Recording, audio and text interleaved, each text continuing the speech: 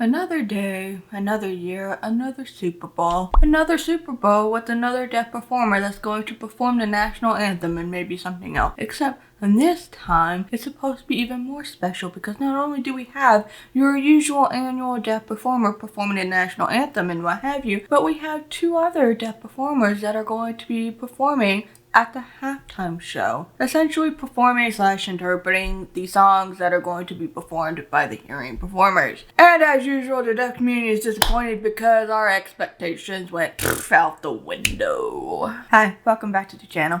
So the Super Bowl was yesterday, yay sports, yay. I'm not a sports person, but anyways, I actually got someone excited about this Super Bowl because, hello, you have Sandra Mae Frank performing the national anthem and what have you, and then you have Wawa and Sean Forbes performing for halftime. And everybody made a big deal about this. It was making all the major headlines and people were talking about it. I was even talking about it on Instagram and TikTok. But as usual, we pretty much got punched in the face with what we received at the end of the day, or the evening. The majority of us, at least, were expecting when we found out the news about this was that Wawa and Sean were going to be sharing the same halftime stage as everybody else. Even this article I'm looking at briefly right here is talking about how two deaf rappers were going to be joining everybody on stage. Join and on stage.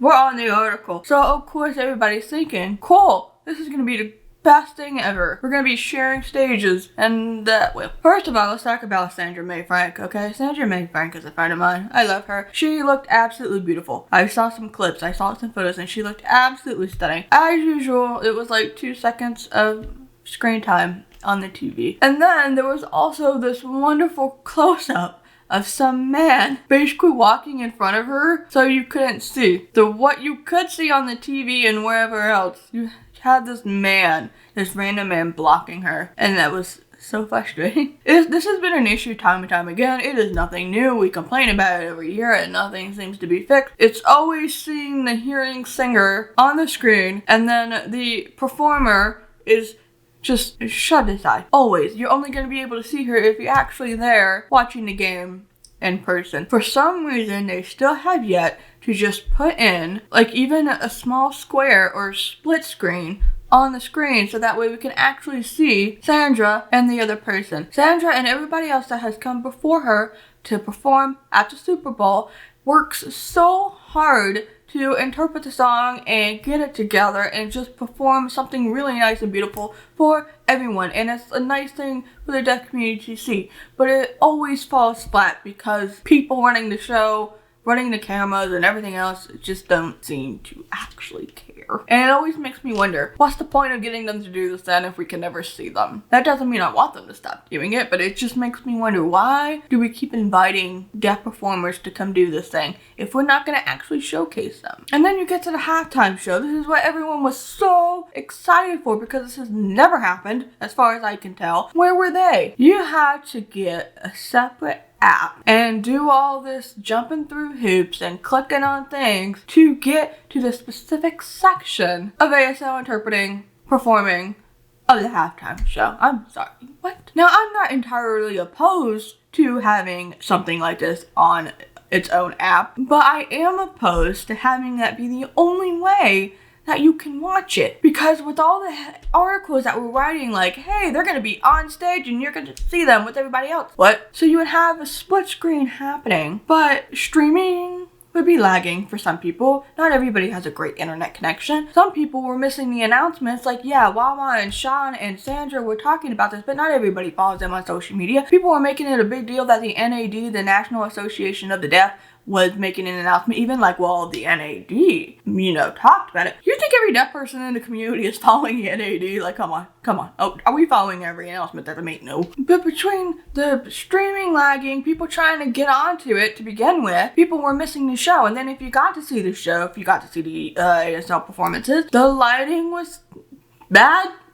So if you have deaf blind people that are trying to have access to this halftime show, well, it sucks for them because the lighting is absolutely terrible. There is absolutely no reason, especially now in 2022, that you have to jump through hoops and go through special designated sections in order to watch your own people do something. We are aware that it was on NBC Sports and wherever else. We are aware that it was on DPAN. But why can't we just watch us in the same area that all the hearing people get to watch their people? The hearing people get to watch the hearing people perform, and then if we want to see our deaf people perform, but also watch the hearing performers, we want to watch Eminem and, whoever else. Why can't we do that at the same time with the same ease as everybody else? So many people ended up missing the show. I did not even bother because I knew that it was gonna happen. When I made TikToks about this, so many of us were just like, yeah, are we surprised? No. I mean, I can sarcastically make a surprised Pikachu face, but at the end of the day, I was just like, what's the point? It's going to be the same thing that it's always been. Even at this halftime show, something was gonna go wrong.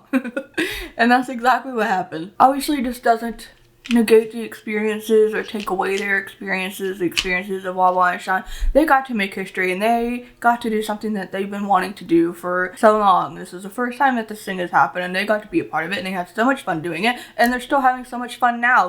They love it and we're all extremely happy for them. We were happy when the announcement started before the game happened. We're happy now that they got to do this. But at the end of the day, if your own community can't enjoy that experience with you, that's still a problem. And I wish I could say that making this video is going to give me hope that things are going to improve next year, but will they? And the year after that, and the year after that? Put them on the same stage, put them on the same screen, and for the love of all things holy, and for the national anthem, show them for more than 2 seconds and don't have that stranger man start walking in front of them again.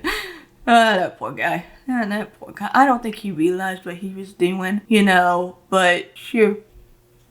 Hello, Deaffies, let me know in the comments down below if you do get to see the halftime show. I know there was a lot of mixed experiences. Some people got to watch it on the NBC app. Some people got to watch it on like ESPN or something, but then there was other channels that straight up didn't show anything. So it all feels like a very mixed bag, which again becomes an issue. You want one single thing. But yeah, let me know in the comments how that went for you, how you felt about all of that. Subscribe to the channel and hit that notification bell so you don't miss out on any future uploads talking about disability, accessibility, tech, etc. I do have a Patreon page, so if you want more exclusive content, take a look at that. I'll have that link down below. Thank you for taking the time out of your day to watch this video. I very much appreciate it, and I will see you later. Bye.